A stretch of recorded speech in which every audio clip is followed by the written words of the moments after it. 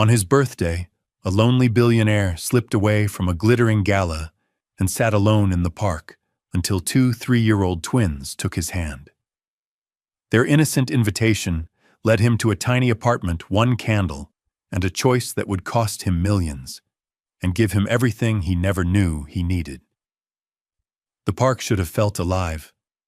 Sunlight spilled across the lake like gold leaf. Laughter drifted in soft waves. Somewhere a street musician played a song Nolan Hart almost recognized. But Nolan felt nothing. He sat alone on a bench, his tailored coat folded beside him, a luxury watch tightening around his wrist, like a polite reminder of everything he owned. 35 years old today. Another birthday. Another performance he had chosen not to attend. His phone vibrated again. Gala reminders, missed calls, expectations dressed up as concern. Nolan turned the screen face down. Across the path, a young couple shared coffee from the same cup. An older man fed birds with careful patience. A child chased bubbles, laughing every time one burst. Ordinary life. Real life. Nolan watched it like someone staring through glass. By every external measure, he had won. Founder and CEO of Skyward Systems headlines, praising his vision numbers, climbing investors applauding, a penthouse overlooking the city, cars he barely drove, rooms too quiet at night. And yet sitting there, he felt a hollow ache, deep, dull, persistent. "What's the point?" he murmured. The words startled him. He wasn't talking about work, or money, or success. He was talking about waking up every day with everything and feeling like something essential had gone missing. A breeze rustled the trees. Nolan closed his eyes for a moment, letting the noise of the world wash over him, hoping absurdly that silence might answer him back. Instead, he heard tiny footsteps. Light, uneven, curious. He opened his eyes. 2 little girls stood a few feet in front of him. They couldn't have been more than 3-year-old twins, unmistakably so. Matching worn coats, slightly different shades of red. One held a small, plush bunny with a missing button eye. The other had a crooked bow clipped into a cloud of curls. They were holding hands, not loosely, firmly, as if letting go was not an option. They stared at Nolan with open, unfiltered curiosity, the kind adults slowly lose. One of them tilted her head. "Why your face look tired?" she asked. Her voice was soft, careful, not accusatory. Nolan blinked. "I'm not tired." The second twin leaned closer, studying him with exaggerated seriousness. "Your eyes are rainy," she said. Nolan felt something shift in his chest. Not pain, not fear. Recognition. "That's an interesting way to put it," he replied, surprised to hear himself smile. The first twin nodded, satisfied. "Rainy eyes means sad. I'm not sad," Nolan said gently. They exchanged a look, the kind of silent conference only twins seem capable of. Then both looked back at him at the same time. "Yes, you are," the bunny-holding twin said kindly. Before Nolan could respond, a woman's voice called out, controlled but laced with concern. "Poppy Sunny." The twins turned immediately. "Mommy," they called in unison. They didn't let go of each other as they waved. Nolan stayed seated, suddenly unsure whether to stand, speak, or simply breathe. Something about the moment felt fragile, like glass warmed by sunlight, and then their mother appeared. Mara Quinn approached with grocery bags balanced carefully in both hands. Her steps were quick but steady, the movement of someone who had learned efficiency out of necessity, not ambition. "I told you to stay close," she said gently, crouching to the twins' level. "You can't wander off." "They were just talking," Poppy explained earnestly. Sunny pointed at Nolan. "It's his special day." Mara froze. Slowly, she looked up. "I'm so sorry," she said immediately. "They're very friendly. Too friendly." Nolan shook his head. "It's okay. They didn't do anything wrong." Mara studied him for a moment, his clothes, his posture, the tired kindness in his eyes. Then she nodded, relieved but still cautious. The twins, emboldened, stepped forward again. "We have dinner," Sonny announced. Poppy added candle dinner. Mara's cheeks flushed. "Girls..." "He's alone," Poppy continued, not unkindly. "Nobody should be alone on birthday." The words landed quietly. No drama, no accusation, just truth. Nolan heard himself say, "I don't have plans tonight."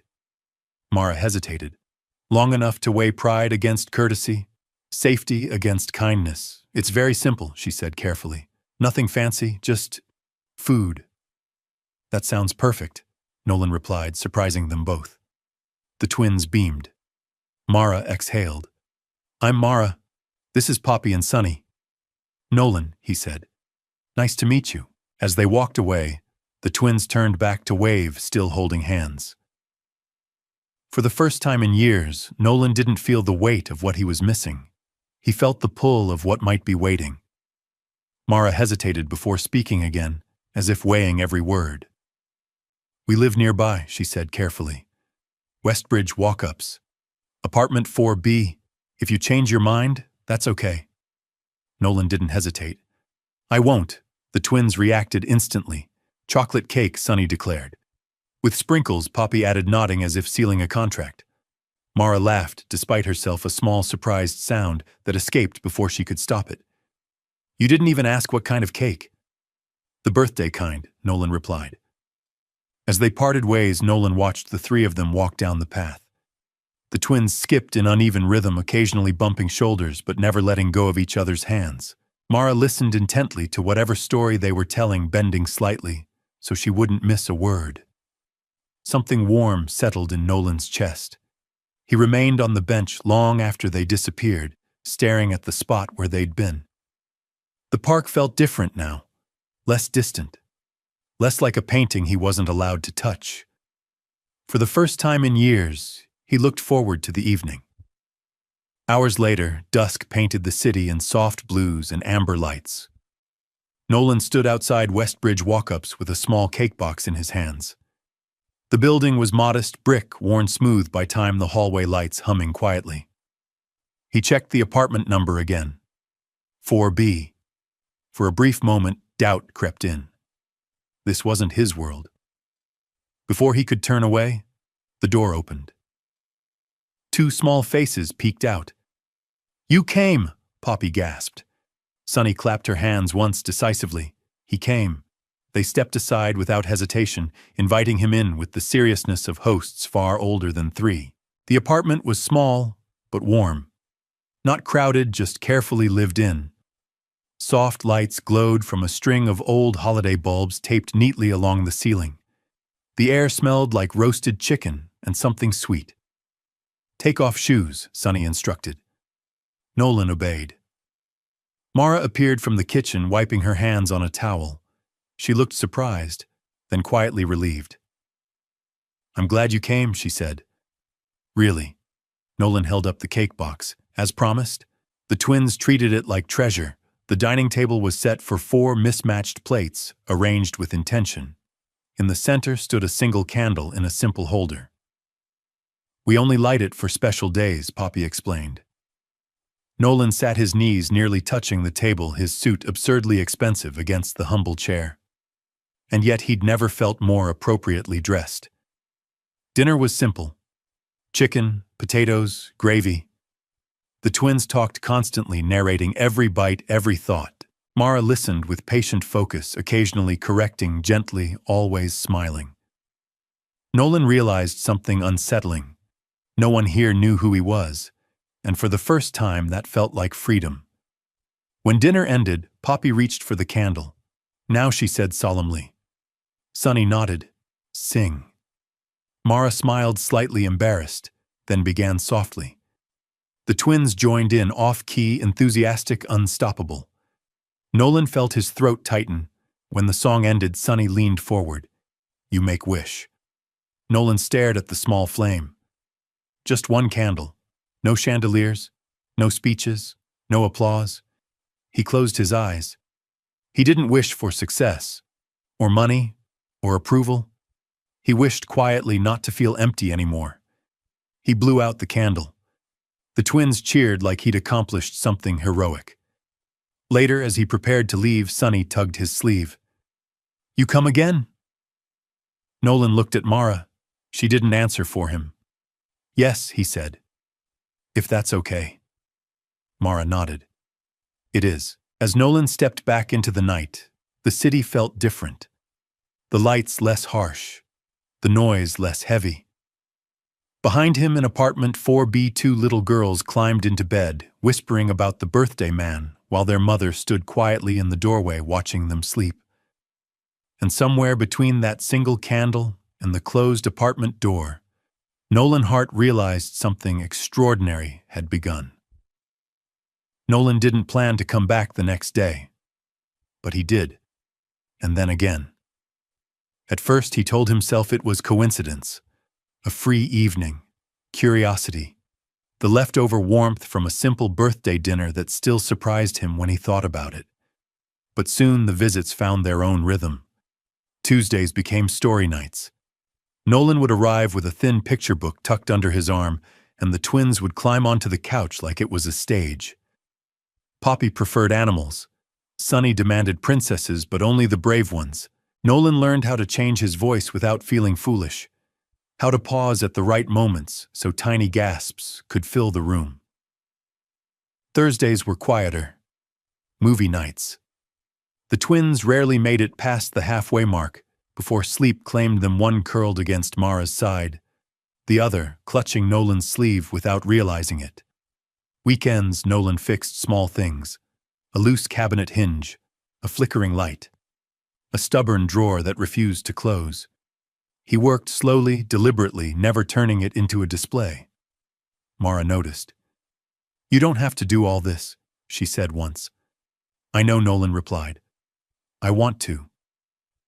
The twins watched him like apprentices, handing him imaginary tools, announcing he's fixing it to no one in particular.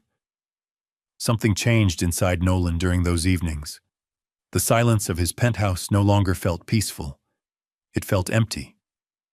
Here in apartment 4B there was noise, crumbs, laughter, interruptions, and for the first time in years, Nolan realized he wasn't counting the hours until morning. He was wishing they would last a little longer.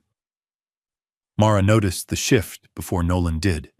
It showed in the way the twins waited by the door near sunset, in how they asked casually, but often, "Is Nolan coming today?" in how Nolan's shoes had earned a quiet place by the wall like they belonged. One evening after the twins had fallen asleep, one sprawled sideways, the other curled tight. Mara poured 2 cups of tea and gestured toward the small kitchen table. "We need to talk," she said gently. Nolan stiffened, ready to apologize for something he hadn't named yet. "This is good," Mara continued. "What you're doing, who you are with them." She paused, choosing care over comfort. "But I need you to understand something." He nodded. "Tell me." "I'm not raising my daughters to be rescued," she said quietly. "Kindness matters. Presence matters. But they can't grow up thinking someone will always arrive to fix everything." Nolan absorbed the words without defensiveness. "I don't want to rescue anyone," he said. "I just want to show up." Mara studied him. His expression didn't shift. "No offense. No ego." "That's why this works," she said finally. From the living room came a soft sound, sleepy murmuring. Nolan glanced over instinctively. Mara smiled. "They like you." "I like them," Nolan admitted. The honesty surprised them both. Mara didn't step closer. She didn't pull away. She simply nodded as if accepting a truth that carried weight. "Then we go slowly," she said. In the other room, the twins slept on safe and warm, unaware that something careful and important had just been protected. The boardroom at Skyward Systems gleamed with polished steel and floor-to-ceiling glass. The city stretched endlessly beyond it, ambition made visible. Nolan stood at the head of the table, finishing his presentation. The numbers were strong, growth steady, confidence justified. Still, the silence that followed felt heavy. Graham Voss leaned back in his chair, fingers steepled, a smile hovering just short of warmth. Impressive as always, he said. Though I've noticed something. Nolan met his gaze calmly. What's that? You've been harder to reach lately? Graham continued, voice smooth. Leaving earlier, declining a few weekend sessions. A few board members shifted. No one contradicted him. The company is performing, Nolan replied evenly. For now, Graham said, still smiling. But Skyward is entering a delicate phase. Focus matters.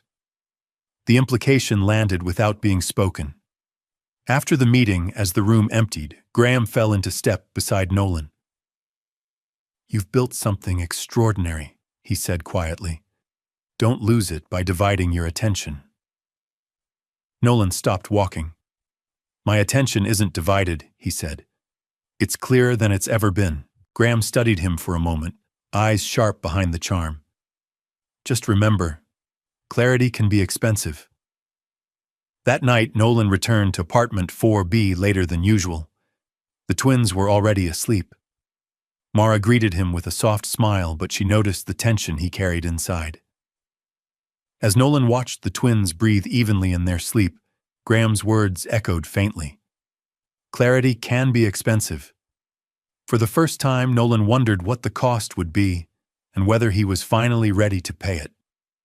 The message came in the middle of the afternoon. Mara, the girls have a fever. Nothing serious. I'm taking them to the clinic. Nolan didn't hesitate. He closed his laptop, ignored the blinking notification from Graham, and left the building.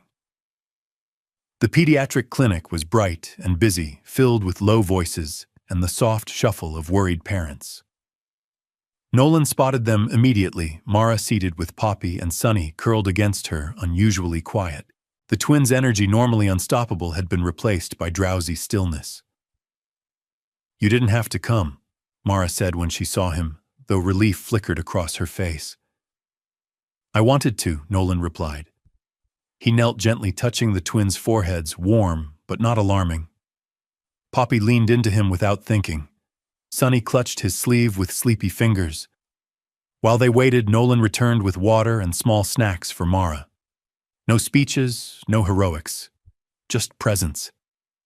The doctor was kind, calm, reassuring. A common viral fever. Rest. Fluids. Children's fever reducer. Nothing frightening. Nothing dramatic. You have a beautiful family, the doctor said warmly. Neither Nolan nor Mara corrected her. Back at apartment 4B, the twins fell asleep, quickly tucked safely into their beds.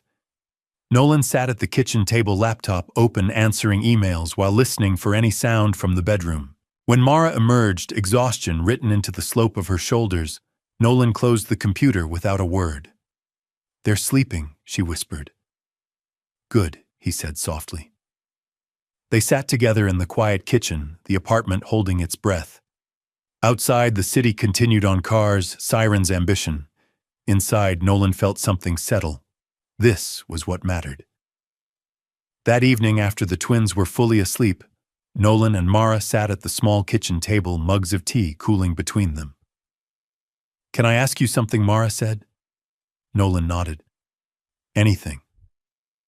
You don't talk much about your family, she said carefully, or what your life was like before. He leaned back, eyes unfocused for a moment. They planned everything, he said. My school, my career, who I should become. He paused. Skyward was supposed to be a phase, something I outgrew. But you didn't, Mara said. No. Nolan smiled faintly. And they never forgave me for that. Mara listened without interruption. What about the twins' father? Nolan asked gently. You don't have to answer. Mara inhaled slowly. He didn't want this life, she said simply. I did. That was the end of it. No bitterness, just truth. Nolan reached across the table, hesitating before resting his hand over hers. She didn't pull away. You've built something incredible here, he said. With so little. Mara met his gaze. I didn't build it alone, she replied. I built it because I had to.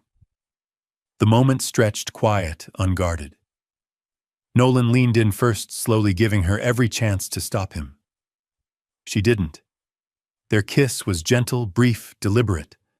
Not a promise, not a claim, just an acknowledgement of something already forming. When they pulled back, Mara laughed softly, almost in disbelief. This complicates things. Nolan smiled. Worth it. From the bedroom came a small, sleepy sound. Both of them froze, then relaxed when the apartment fell quiet again. They sat back in their chairs, closer now, not touching, but not distant either. The line had been crossed. Carefully. Consciously. The following morning, Nolan arrived early at Skyward Systems. Too early. Graham Voss was already there. Long night, Graham asked pleasantly as they rode the elevator together. Personal matters, Nolan replied. Graham nodded as if he'd expected that answer. That's what I wanted to talk about. In the boardroom, sunlight streamed across polished surfaces. Graham stood by the window, city at his back like leverage. I've invested a lot in you, he said. In your vision. I know, Nolan replied. And lately, Graham continued, your priorities appear adjusted. Nolan crossed his arms. My performance hasn't changed. Your availability has. Graham countered smoothly. And perception matters.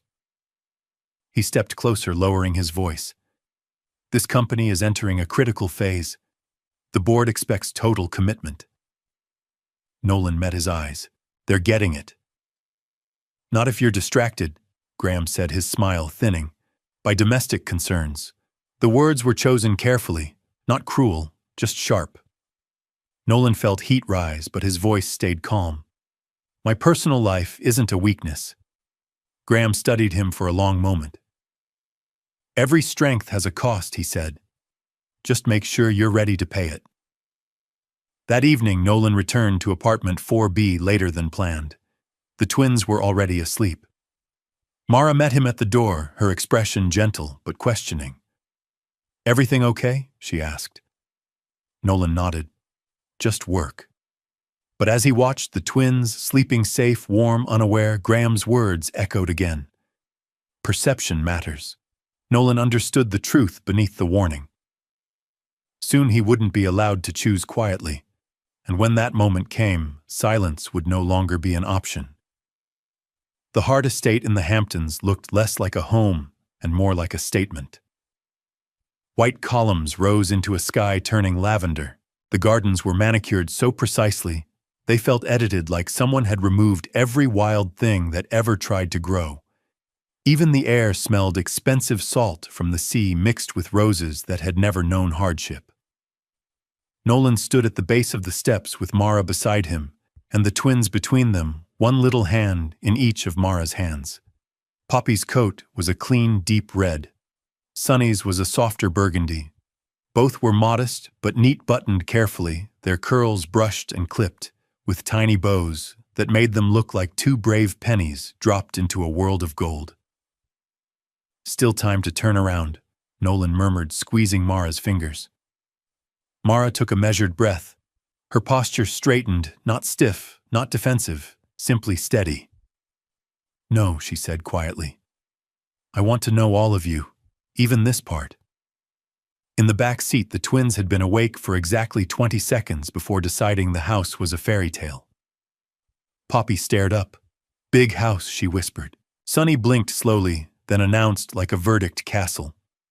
Nolan smiled. Something like that. Inside the foyer was marble and chandeliers, a sweeping staircase that looked designed for entrances and exits. A staff member greeted Nolan by name as if his existence had been scheduled. Mr. Hart.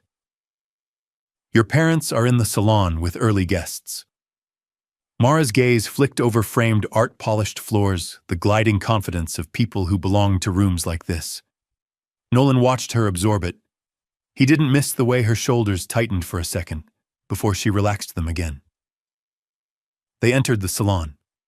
Dorian Hart stood near the fireplace, tall and composed, wearing calm like armor. Celeste Hart stood beside him, silver blonde hair, perfect smile, trained to be charming even when it wasn't warm. Celeste spotted Nolan first. Her smile began as a reflex, and then shifted the moment her eyes moved to Mara and the twins. "Nolan," she said, voice light. "You're finally here." She air-kissed Nolan's cheek.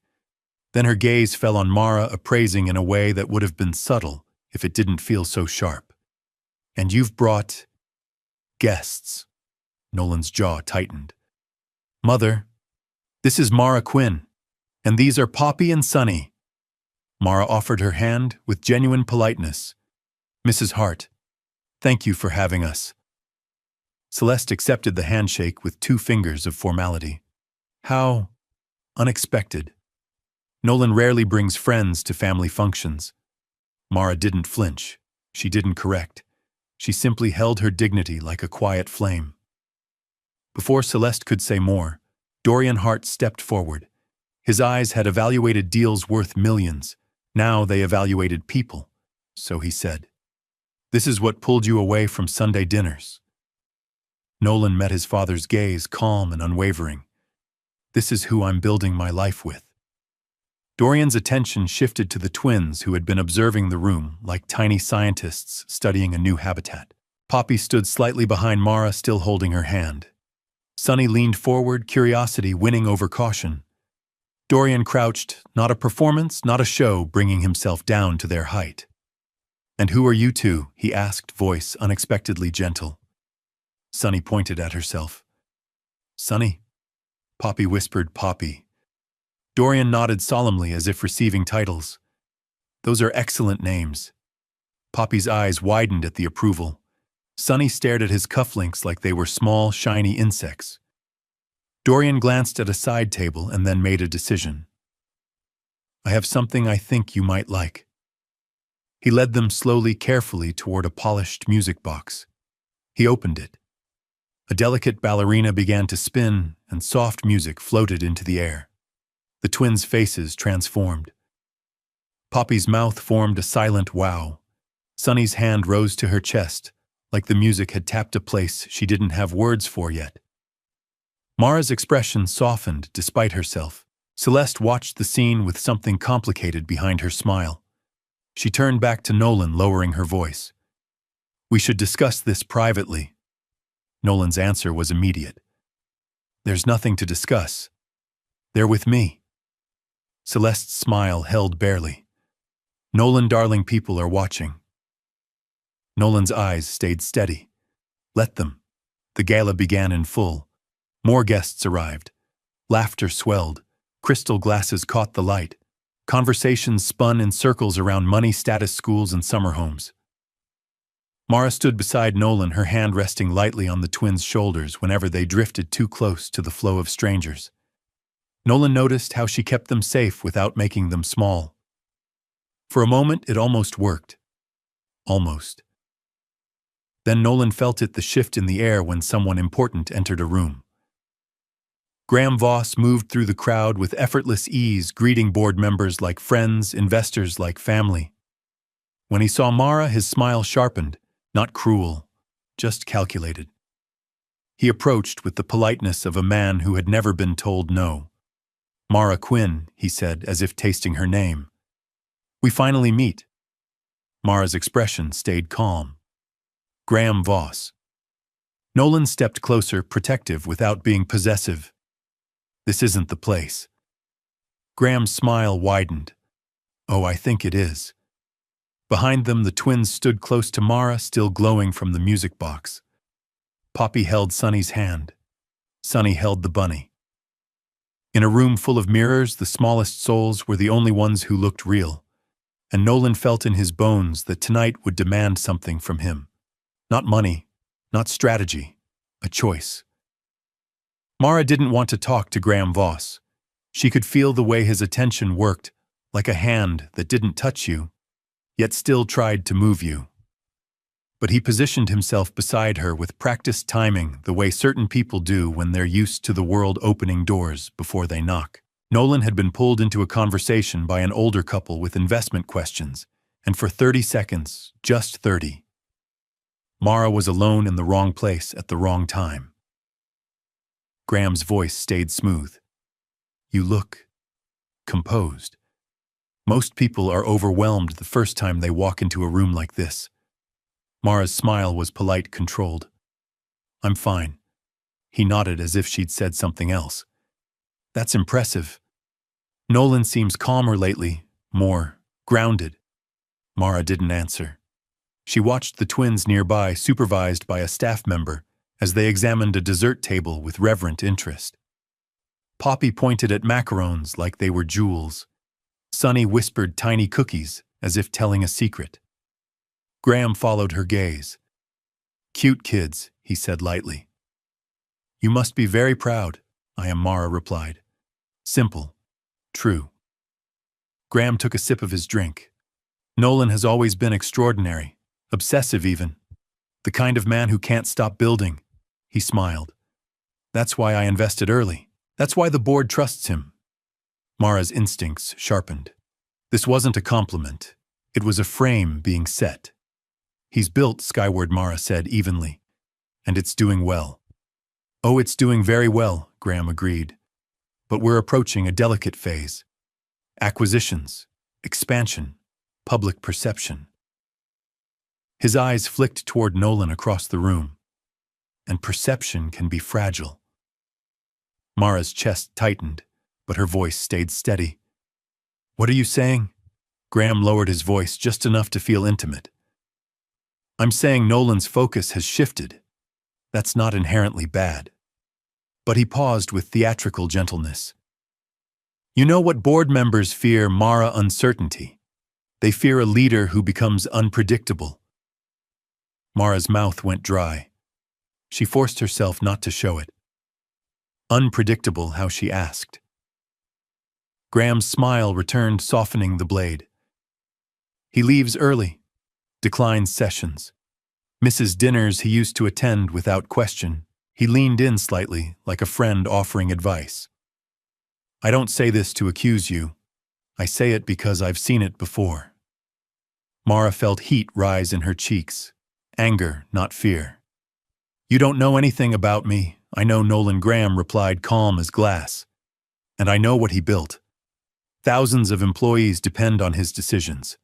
A single misstep at the wrong moment can cost more than money. It can cost trust. Mara looked away, swallowing the instinct to defend herself like a teenager. She wasn't that. She was a mother. A woman who had survived judgment without begging it to stop. You're implying I'm a problem, she said quietly. Graham lifted a hand, as if soothing a storm. No. I'm implying this relationship changes his behavior, and behavior changes outcomes. Mara's gaze snapped back to him. What do you want? The question caught him off guard for half a second, then the smile returned, seamless. I want Nolan to succeed.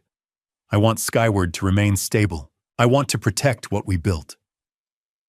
Mara heard the real message beneath the pretty words, know your place. Across the room, Nolan laughed at something someone said, the sound warm and rare. He looked good in this world, the suit, the confidence, the ease. The sight made Mara's stomach twist in a way she hated. Because doubt is quiet. It doesn't scream. It just whispers questions when you're tired. Does he belong here more than he belongs with us? The twins saved her. Sunny ran over, holding a tiny napkin with a cookie balanced on it like a treasure offering. Mommy, she said, for you. Poppy followed, holding another cookie carefully. And Nolan too. Mara knelt instantly, her expression softening. Thank you, sweetheart. Graham watched the exchange with calculating eyes. Their father isn't around, is he? He asked, voice casual in the way certain questions are never casual. Mara stood slowly, spine straight. That isn't your business. Graham's smile remained. Perhaps not. But Nolan's future is. Mara's tone cooled. If you care about Nolan, then respect him enough to let him choose his life. Graham tilted his head. Choices can be expensive. I wonder if he's told you what the bill might look like. Mara's hands clenched at her sides. She refused to let him see it. Then Nolan appeared beside her, as if pulled by instinct.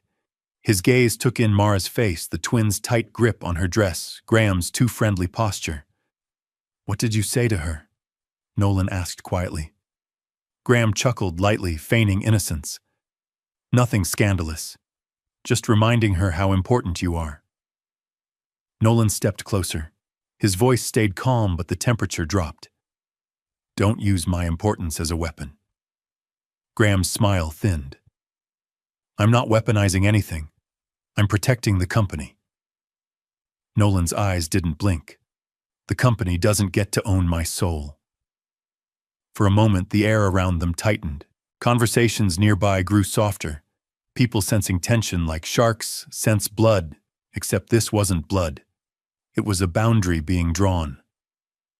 Mara placed a hand on Nolan's arm, not to stop him, but to steady him. "Not here," she murmured. Nolan exhaled slowly. He looked down at the twins who had gone quiet, sensing grown-up energy without understanding it. He softened instantly. "Hey," he said gently, crouching to their level. "Those are excellent cookies." Poppy offered hers. "For you." Nolan smiled. "Thank you." He stood again and met Mara's eyes. The gala glittered behind them like a world that wanted to swallow everything human. And Mara realized something. Graham didn't scare her. He annoyed her. But the doubt he planted, that was the real enemy. Not because it was true, because it was plausible if Nolan didn't make his choice loud enough. The terrace overlooked gardens lit like a luxury dream, tiny lights woven through hedges, fountains whispering softly, the ocean wind carrying salt and distant music. Out here, the noise of the gala dulled into a muffled glow. Nolan stood at the stone railing, hands gripping it, as if the marble might steady his heartbeat. Mara joined him slowly, the twins with her, because she wouldn't leave them in a place she didn't fully trust, and Nolan respected that without question. Poppy pressed close to Mara's side. Sunny held the bunny tight and stared at the garden lights like they were fireflies trapped in glass. Nolan turned and tried for lightness. "This is the part where my mother pretends everything is fine." Mara gave a small smile, but it didn't reach her eyes. "Your mother is skilled." Nolan nodded. "That's one word for it. A pause. A cinematic pause, the kind where the silence says more than any speech." Mara finally spoke, voice quiet but steady. "Graham talked to me." Nolan's jaw tightened. "I figured." "He didn't threaten me," Mara continued. "He didn't have to. She searched for the right words. He made me feel like I'm a variable in your equation." Nolan's gaze softened. "You're not a variable, I know," Mara said quickly. "But I also know how rooms like that work. I heard the way people talked when they learned what I do for work. I saw the way their eyes measured me." Nolan stepped closer. "Look at me." Mara did. "I don't care what they measure," Nolan said firmly. "I'm not choosing you because you fit their world. I'm choosing you because you're real." Mara's throat tightened. The wind lifted a strand of her hair across her cheek. She didn't brush it away. She asked the question anyway, the one that had been waiting inside her like a stone. "Am I holding you back?" The words landed gently, but they struck hard. Nolan stared at her stunned, not because it was ridiculous, but because it hurt that she could believe it for even a second. "Mara," he said softly. "I've been held back my whole life." She blinked. "What? By expectations," Nolan continued. "By a family that calls love duty. By a world that thinks happiness is a headline." His voice dropped. "I built Skyward because I thought if I built something big enough, it would fill the emptiness." Mara watched him, breathing shallowly. The twins leaned in unconsciously, as if drawn by the tone of his voice. Nolan crouched so he could speak to Mara at the level where the twins could still feel included, safe near held. "I sat on a bench on my birthday," he said, "and I felt like I had achieved everything, and somehow failed at being alive." Mara's eyes shone. "And then your girls walked up to me," Nolan continued, glancing at Poppy and Sunny. "And they looked at me like I was a person, not a resume." Sunny blinked slowly. Rainy eyes, she whispered. Nolan smiled, throat tight. Yeah, rainy eyes. He stood again, facing Mara fully. That room inside, it's loud and it's empty. You know what filled me up? Chicken and potatoes at a table with one candle. Two tiny voices singing off-key like it was the most important thing in the world. Mara swallowed hard. I don't want you to regret us. Nolan took her hands. His grip was warm, steady, no theatrical trembling, just conviction. I could lose Skyward tomorrow, he said, and still be the richest man in that room if I had you and the girls. Mara let out a shaky breath. Nolan. Behind them, the terrace door opened. Celeste Hart stepped outside like she owned the air. Her gaze flicked over Mara, then the twins, then Nolan, measuring again. There you are, she said brightly. The Montrose family is asking for you, and Peyton Carlisle looks lovely tonight. The name was placed like bait. Nolan didn't move. Tell them I'll catch up later. Celeste's smile tightened. Family obligations should take precedence over diversions. Mara flinched slightly at the word. Not because it scared her, because it insulted her. Nolan's voice dropped into something colder. Mara isn't a diversion. Celeste blinked once. Nolan, he stepped forward. If you want to speak to me about my life, speak to me with respect for the people in it. The terrace went quiet. Even Celeste seemed momentarily thrown by the lack of apology in his tone. Then soft footsteps. Dorian Hart appeared, guiding the twins back toward the group with a small porcelain ballerina figurine in his hand. I found this, Dorian said, clearing his throat awkwardly. It was unused. He offered it to Sunny, who accepted it with careful hands like it was a fragile bird. Poppy stared up at Dorian. Thank you, mister. Dorian nodded once, then turned to Nolan without looking at Celeste. Your mother is looking for you. I know, Nolan said. Dorian's voice lowered. I'll tell her you're occupied with family matters. Celeste's eyes narrowed. But Dorian had already made his choice in the smallest way that mattered by acknowledging Mara and the twins as part of the word family.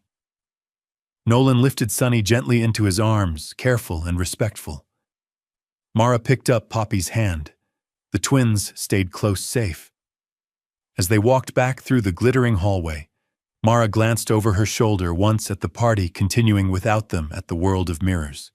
And then she looked forward to Nolan holding one twin to her other daughter's warm hand in hers. Mara's voice was quiet, but certain.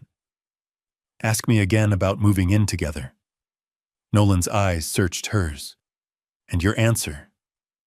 Mara nodded once. My answer changed tonight.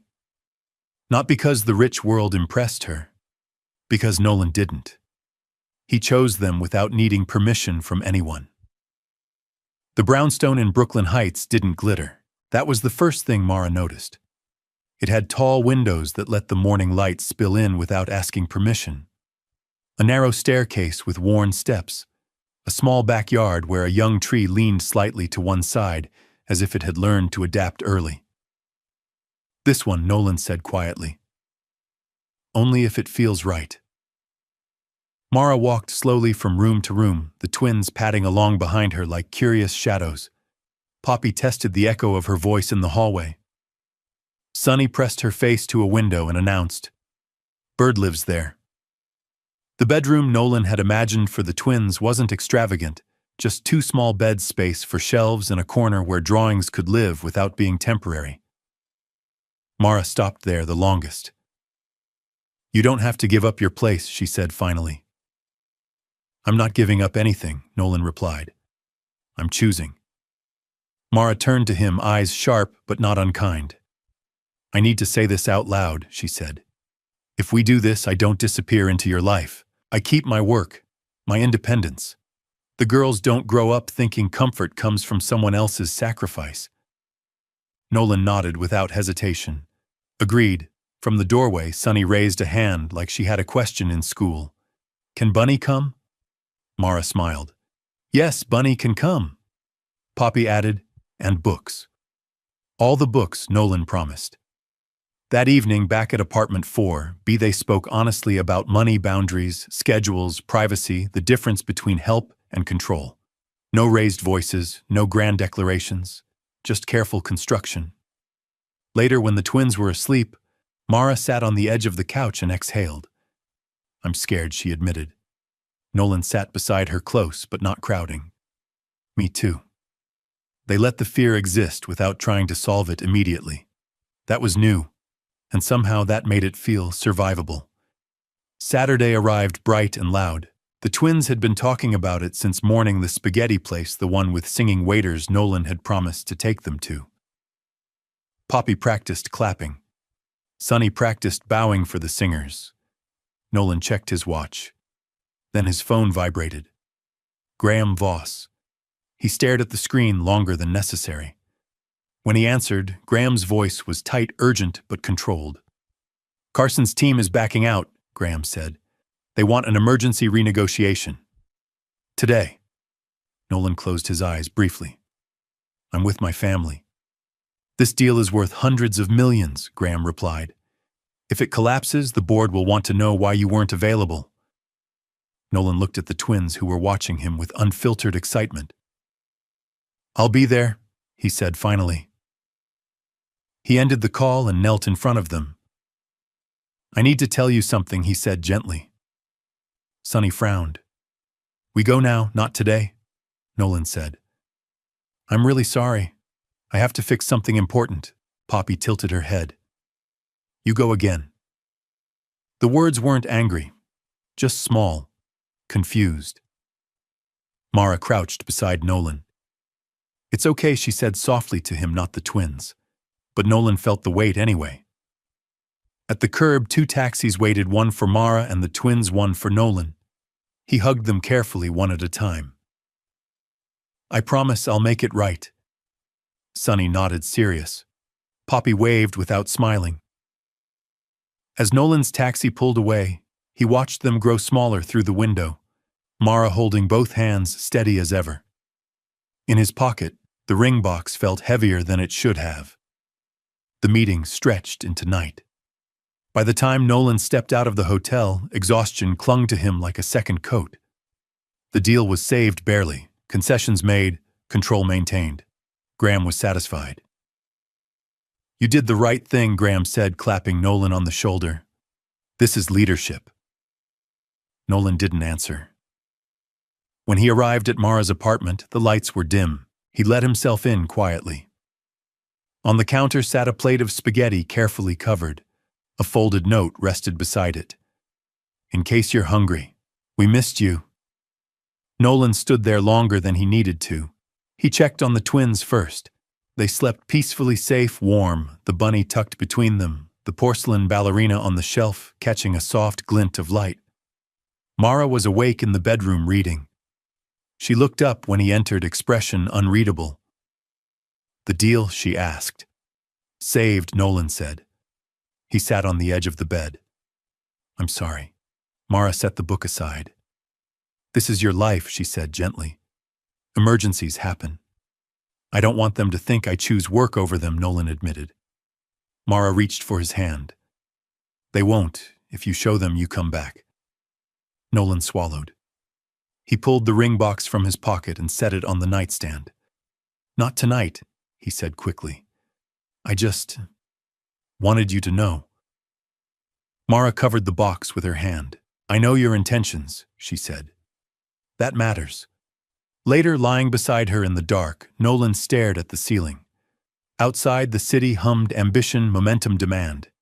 Inside, he felt the quiet pressure of a life asking him to choose more loudly next time. And Nolan understood something clearly. Now love didn't end his old world. It demanded he reshape it carefully, honestly, and soon. Morning light spilled across the boardroom like a challenge. Nolan stood at the head of the table while faces studied him, some curious, some cautious, one unmistakably calculating. Graham Voss sat back, confident, hands folded, as if the outcome were already written. "The Carson deal survived," a board member said. "Barely." Nolan nodded. "Because I protected the company." "And at what cost?" Graham asked smoothly. "Disruption. uncertainty. Nolan didn't raise his voice. He didn't argue.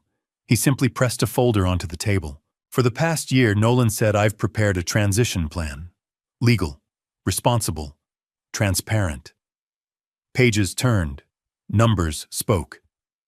Adrian Cole will assume day-to-day operations as CEO, Nolan continued. I'll remain executive chairman focused on strategy innovation and long-term stability. The room went still. Graham's smile faltered. You're stepping back, I'm stepping into balance, Nolan replied. Skyward doesn't need exhaustion to survive. It needs clarity. A pause. Then another board member nodded. Slowly others followed. Graham leaned forward, eyes sharp. You're throwing away leverage. Nolan met his gaze calmly. I'm choosing sustainability. By the time the meeting ended, the decision was approved. Outside, Nolan stood alone for a moment, phone in hand. He typed one message. I'm on my way home. For the first time, the word home felt exact. That evening, Nolan arrived early. The twins were on the living room floor, drawing with intense concentration. When they saw him, both looked up at once. You came, Sonny said, surprised and pleased. I came, Nolan confirmed.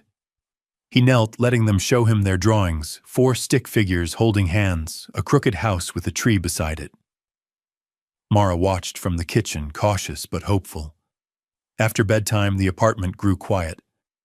Nolan joined Mara on the small balcony, city lights blinking softly around them.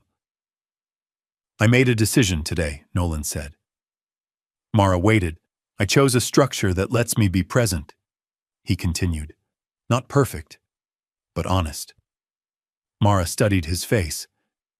Are you sure? Nolan reached into his pocket, not rushed, not dramatic, and held out a small velvet box. Mara Quinn, he said softly. I don't want a life that looks impressive.